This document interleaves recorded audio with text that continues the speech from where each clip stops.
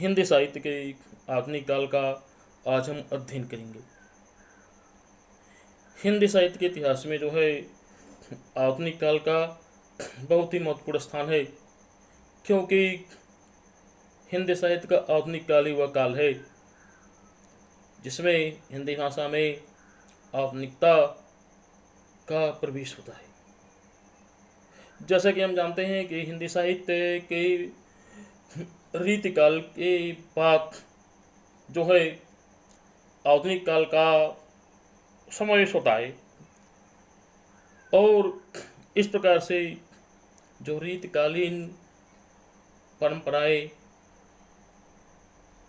लोक मान्यताएं और भी बहुत प्रकार के जो प्रतीक होते हैं, उनका आधुनिक काल में धीरे धीरे जो होता है लोप होना शुरू हो जाता है।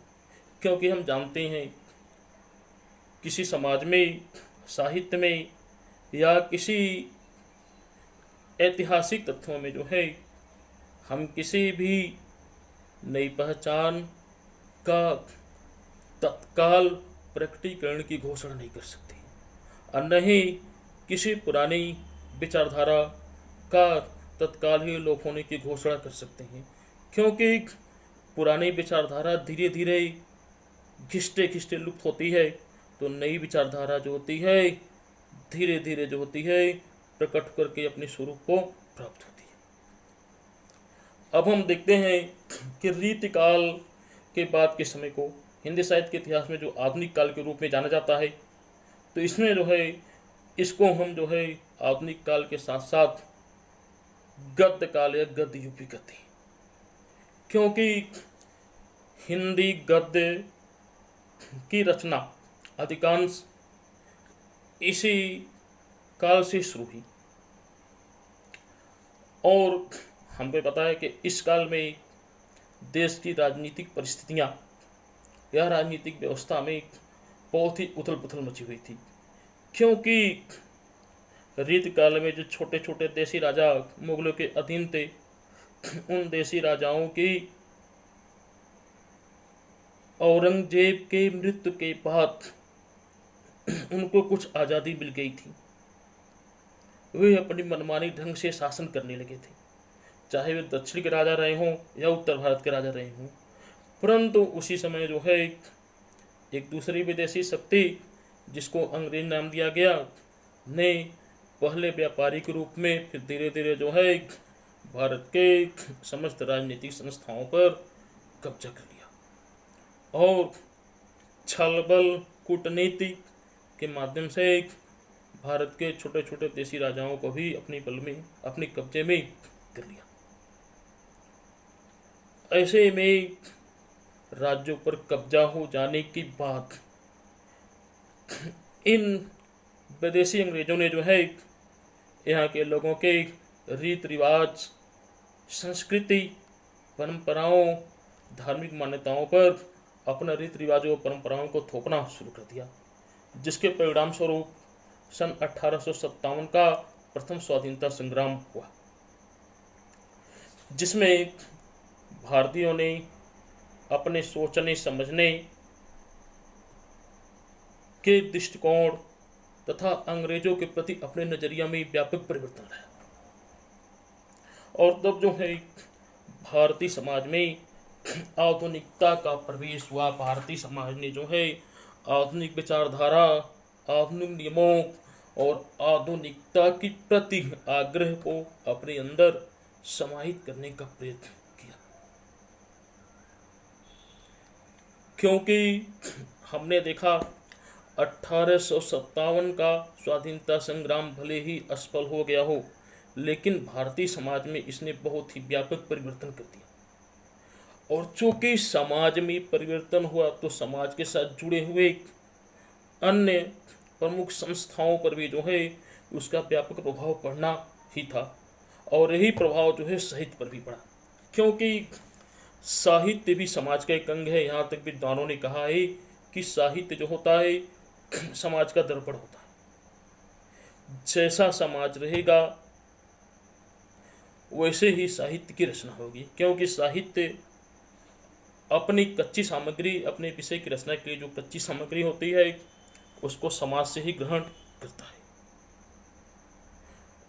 ऐसे में जो होता है वहाँ पर व्यापक परिवर्तन हुआ और जो है भारतीय संस्थाओं में व्यापक परिवर्तन हुआ, मान्यताओं में व्यापक परिवर्तन हुआ। इस तरह से आधुनिक काल परिवर्तन का काल है।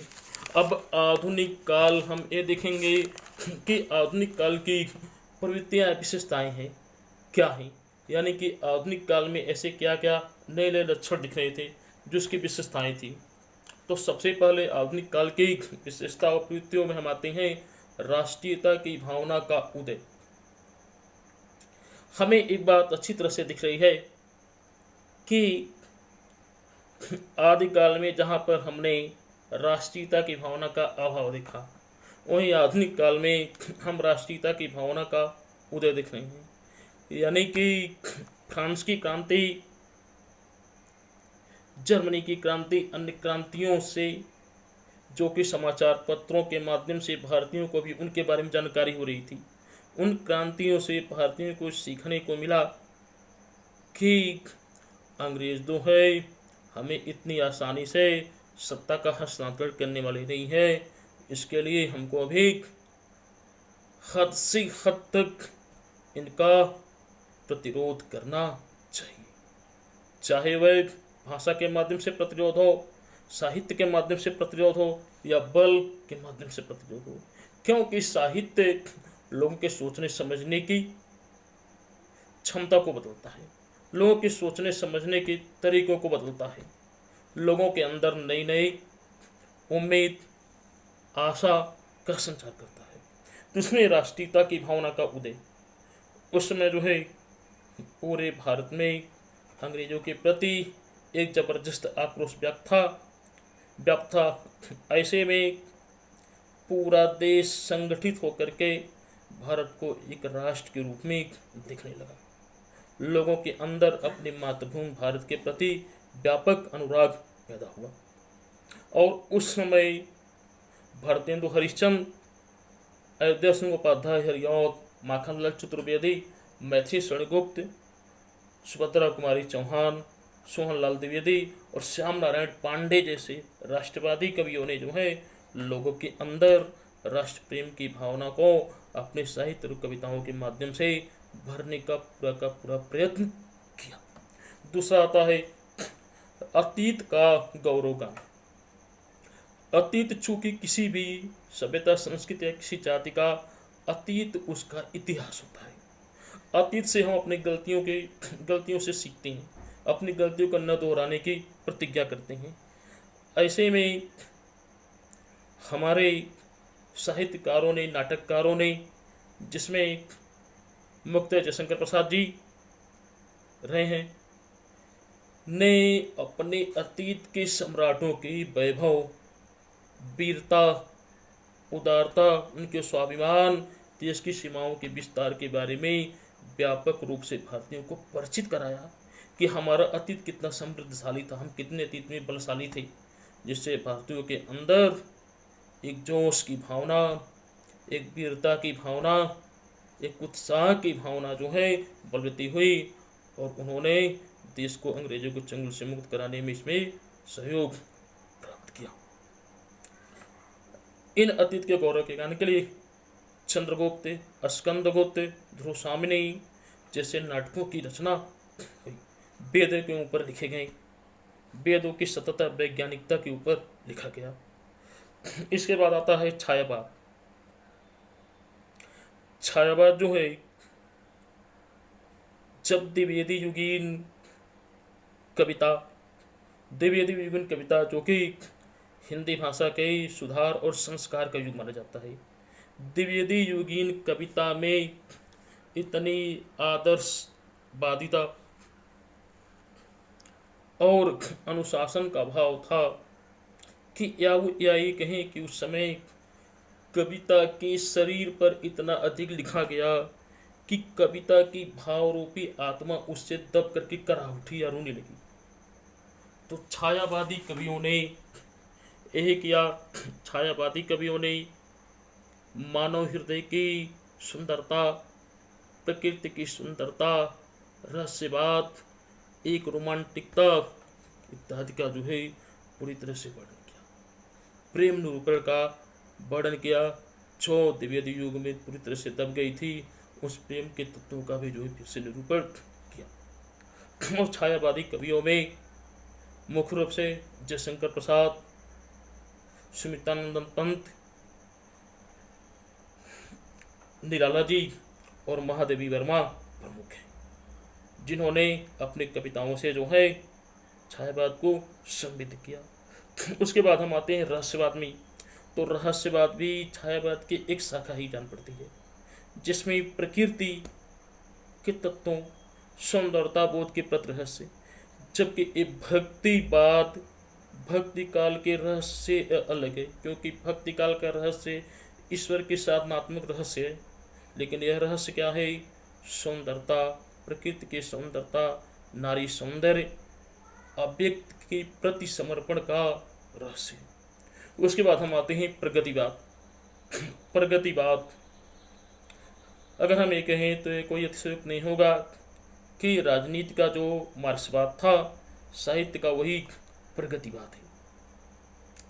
प्रगतिवादी साहित्य में जो है पूरे के पूरे छायावादी सिद्धांतों को नकार दिया गया, और 1936 से लेकर के 1942 तक के समय को जो है प्रगतिवाद के नाम से जाना जाता है।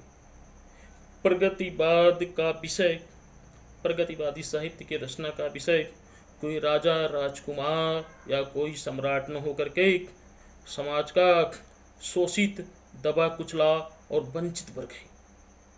इसने सर्वहारा वर्ग की प्रति समाज के शोषण को प्रदर्शित किया। प्रगतिवाद ने मजदूरों, गरीबों, वंचितों, किसानों के आक्रोश को व्यक्त किया। प्रगतिवादी साहित्य में समाज के उन वर्गों को भी जो है महत्व दिया गया जिनको कभी साहित्य में कभी स्थान नहीं मिला था। प्रगतिवादी कवियों में मुख्य रूप से निराला, रामविलास शर्मा, नागार्जुन, सुमित्रानंद पंत आदि कवि रहे हैं। इसके बाद हम आते हैं प्रयोगवाद। प्रयोगवाद प्रगतिवाद के बाद आता है। प्रयोगवादी साहित्य का मूल मकसद रहता है कि साहित्य में नए नए प्रयोग का होना, नए नए प्रयोग का होना, यानी कि साहित्य में नए मंत्रणाओं, विचारों का समावेश होना, यही प्रयोगवाद है। वास्तव में प्रयोगवाद जो है, हम प्रयोगवाद को अज्ञेय जी के तार सप्तक, अज्ञेय ने जो अपना तार सप्तक निकाला था, उस तार सप्तक के बाद से जो होता है प्रयोगवाद को हम देखते हैं। तार सप्तक के 7 कवियों की जो रचनाएं थी, वास्तव में प्रयोगवाद की शुरुआत वहीं होती है। प्रयोगवाद में नए नए प्रयोग हैं, चाहे वे सुंदरता के प्रति नए प्रयोग हों, साहित्य में नए प्रयोग हैं, कविताओं में नए प्रयोग हैं। इसमें प्रयोगवाद, प्रमुख प्रयोगवादी कवियों में अज्ञेय, मुक्तिबोध, भारतभूषण अग्रवाल, प्रभाकर माचवे, भवानी प्रसाद मिश्र, नरेश मेहता, रघुवीर सहाय और केदारनाथ सिंह का नाम प्रमुख रूप से लिया जा सकता है, जिन्होंने कविता, कहानी सभी में जो है उपन्यासों में नए नए प्रयोग किए। इसके बाद आता है नवलेखनवाद या नई कविता। नवलेखनवाद यानी हर चीज में नयापन, उपन्यास में नयापन, कविता में नयापन, कहानी में नयापन, सभी चीज़ों को नएपन के नए दृष्टिकोण, नए नज़रिया से दिखना, यही जो है नवलेखनवाद है। नवलेखनवाद में जो है, जैसा कि हमने देखा, प्रयोगवाद में मानवतावाद को महत्व दिया गया, लेकिन नवलेखनवाद में व्यापक मानवतावाद, बौद्धिकता के स्थान पर व्यापक बौद्धिकता, व्यंग के स्थान पर तीखा व्यंग। तो ये सब सारे तत्व जो हैं इस आधुनिक काल को दर्शाते हैं, और आधुनिक काल इन सारी चीज़ों को समेटे हुए अपने आप में एक विराट प्रदर्शन करता है। उसके बाद हम आते हैं खड़ी बोली हिंदी का विकास। भारतेंदु युगीन कविता ने ब्रज भाषा को धीरे धीरे त्यागना शुरू कर दिया। यद्यपि शुरू के समय में भारतेंदु बाबू हरिश्चंद्र ने भी जो है अपनी रचनाओं को जो है ब्रज भाषा में लिखा, अयोध्या सिंह उपाध्याय ने भी अपनी भाषाओं को ब्रज भाषा में लिखा, लेकिन बाद में इन्हीं कवियों ने अपनी रचनाओं को या तो खड़ी बोली में अनुदित कर दिया या खड़ी बोली में लिखना शुरू किया। भारतेंदु युग में हिंदी खड़ी बोली का विकास या शुरुआत जो हुआ था द्विवेदी युग में आकर के उसने पूरी तरह से पौड़ता घड़ करना शुरू कर दिया। यदि हम ये कहें कि भारतेंदु युग अगर हिंदी साहित्य का प्रवेश द्वार है, तो द्विवेदी युग जो है हिंदी भाषा के लिए एक विशाल व्यापक आंगन के समान है, जिसमें हिंदी भाषा खेल कूद कर अपने व्यापक स्वरूप को प्राप्त कर सकी।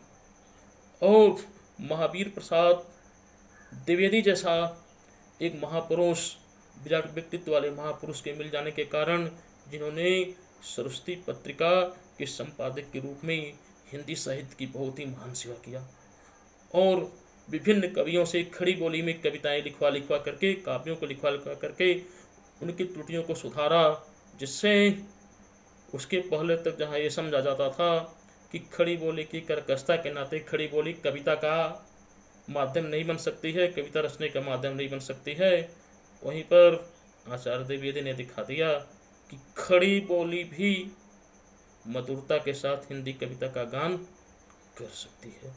इसके बाद हम अगले भाग में हम देखेंगे। धन्यवाद।